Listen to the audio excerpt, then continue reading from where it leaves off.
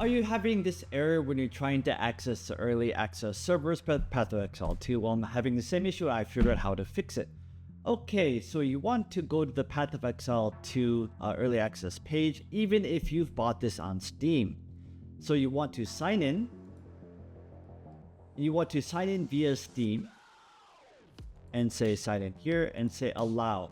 So this issue occurs because basically the email address on Path of Exile side and Steam are basically not connected, so you need to connect them. So right now we've connected our Path of Exile to a Steam account and in our Steam account.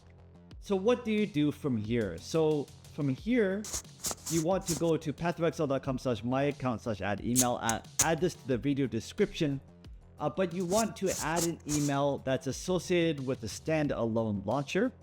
So add an email here, so basically an email that you have access to, and you want to use that email to log in to the standalone launcher, and then from there you can access the early access servers, and that is it.